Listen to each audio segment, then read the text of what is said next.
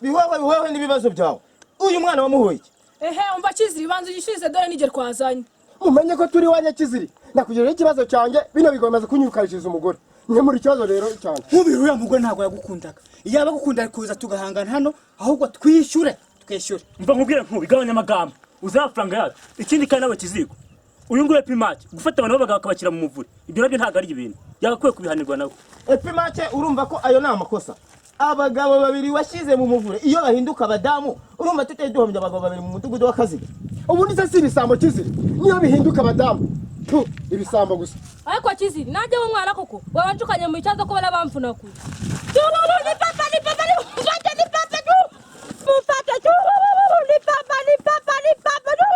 Abacitsa hase ni kwature kumwe wese undi kutamufasha Asundi se mukuru w'umudugudu iyo umufata. Mwari kumwirukana nese buri ari kutwitwirukasa bakabacika. Bari mundega kirakigabana uri na Kiziri no kumusira. Kibaze kunanirana kwiruka igihe cyose yiruka. Musangaga ni umuzika. Ari kuba wanamufasha. Mbega hasi burarura rwana ruje gute? Buriya ruraje ruvuga n'ibindi byose ntanazi. Ariko uriya muyobozi nawe mana we ubuse ndabicika. Ariko burasa amafaranga twibu yabone nkubiri ngikote ngo yaribuze natwe twaribuze ubuse arava simbizi.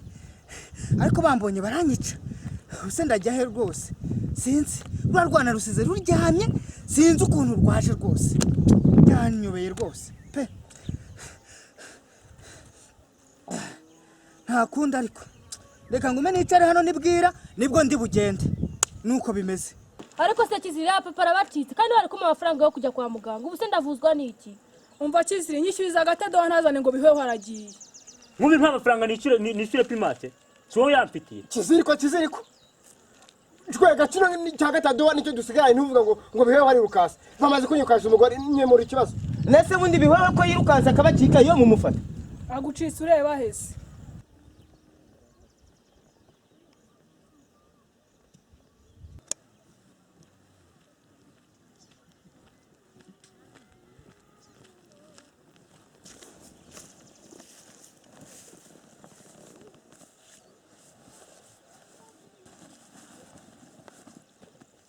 Ariko mana uriya mugabo nkubiri namushakiraga iki koko ukuntu yandambagiriraga iwacu ambeshya ngo ni umugabo muzima none nkaba ndutashye nkaba nongeye nduvuyemo ubu nzasubira iwacu koko ubu koko nagiraga y'iki koko ko bari bamburiye koko nagiraga y'iki nkubiri yarambeshye ni indyarya ni umugome ariba ni igisambo ariba amayene ariba inka ariba ibitoki ubu koko nagiraga y'iki koko babimbwiye bariya n'inshuti ye barabanye baramuzi rwose nkubiri Imana izamumpanire gusa ubu ndasubira iwacu ndababwira ngo iki ko nari naragiye hehe mbega urwo mbonye.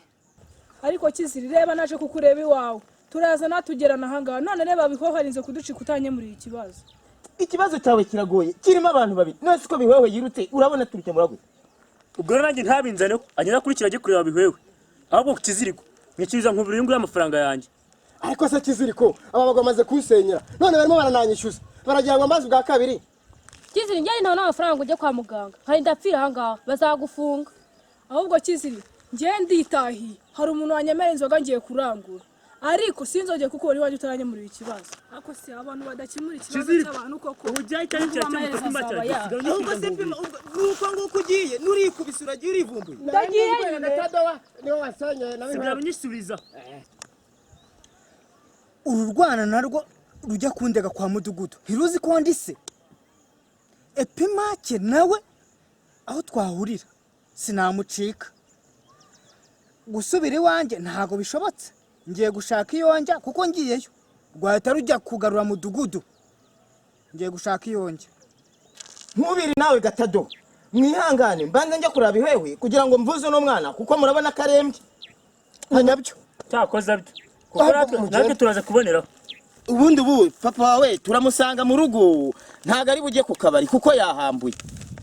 Nanjye simbizi rwose ahantu turi bumusange pe. Ewe tugende turebere mu rugo turebe ko twahamusanga hanyuma guha amafaranga uje kwa muganga. gusa ntitutamubona mu mudugudu harapfamo umuntu rwose. wamwavugiwe nawe turamubona reka tumuhige. Reka tugerageze turebe ko tumubona. Ako mudugudu nitutamubona urayama rwose njye kwa muganga urayama.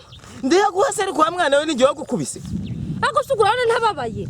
Urababaye ndabibona ariko si gihe wamukubise. Reka tumushake akuvuze. Reka tugende turebe ko tumubona. Nkubiri turatandukanye.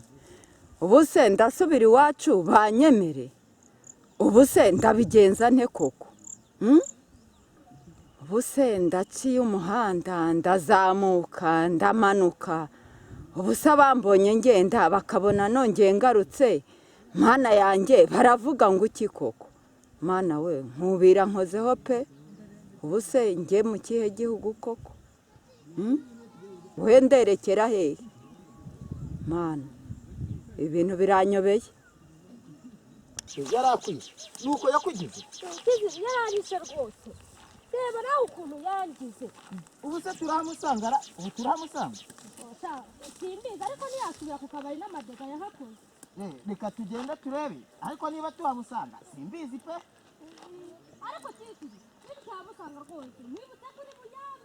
Kiziri urayama papa ntitutamusanga. Ariko se wa mwana we agwa n'igihe wagukubise. Ako se Kiziri papa nawe ukumuzi kuri uramuna yaba yafite koko untayafite. Reka we ndimo ndagufasha tumuhige.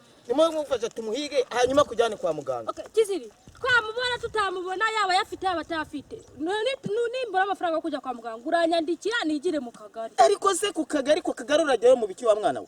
None se pfira ngaha nyine. Tugende ngufashe kumuhiga.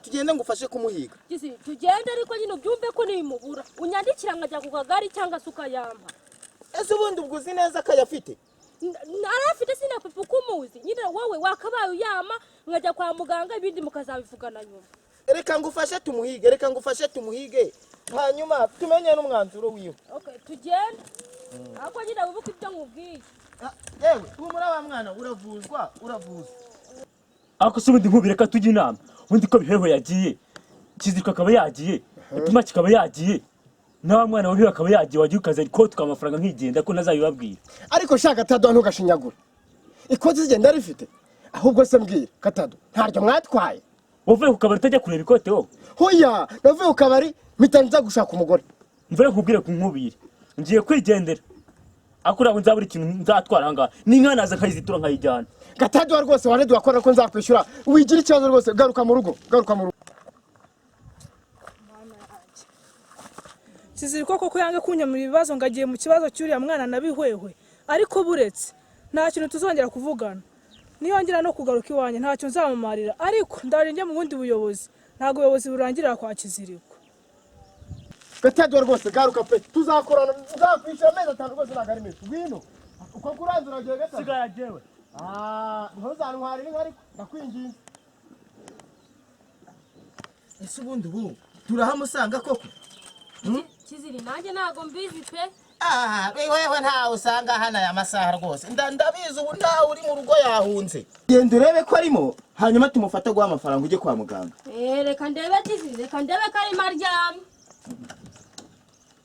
aha Kiziri sinakubwiye nta urimo ubwo rero urahita uyama hoya bureka muhige hanyuma mubone amafaranga ujye kwa muganga Kiziri ntabwo nakwemera gupfira aha ngaha nibanze kunyamurira ikibazo ubwo ngo nzaza mu nteko y'abaturage ariko we kurega ukomeza urega ko ikibazo cyawe nakimenye we bureka muhige aguha amafaranga ujye kwa muganga Kiziri genda umuzana ariko nutamuzana urayama cyangwa se ngenge mu nteko ntabwo nakwemera gupfira aha ngaha rwose bureka ngende murebe ngaho genda umuzana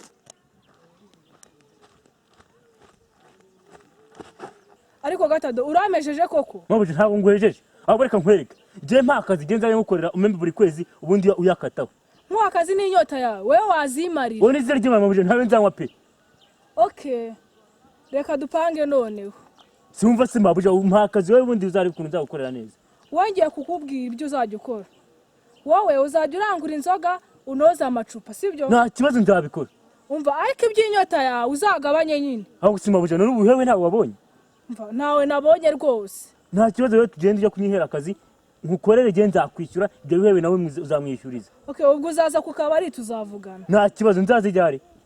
ariko nanjye nkubiri nagorwa umugore aragiye gatado naringaruye arabyanze ari kubisa aragenda ubuse nzabasha guteka nzabasha kubura ahantu ko kwimbuga yongera ise neza ariko se koko washaka undi mugore ngiye kongera kurambagiza shaka undi mugore kuko n'ubundi uri yanjye ahantu bansekaga po umwanzuro none ndawufashe ngiye gushaka undi mugore sinabivamo n'urwo rudodo ruva aho ngaho biwewe umunsi wose namuhize namubuze ubu koko biwewe ndamubona ariko biwewe arananiye pe abaturage bose mu mudugudu w'akazi biwewe arananiye rwose sinzi niba mubona uriya mwana uriya yamukubise amuhora iki biwewe ni umunyamabara pe ni umunyamabara rwose arananiye pe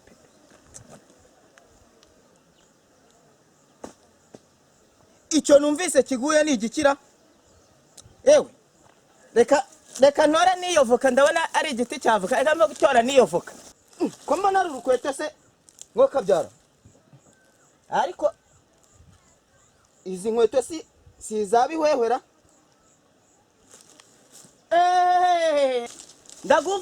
ndagufashe manuka uze tujya kuvuza uriya mwana manuka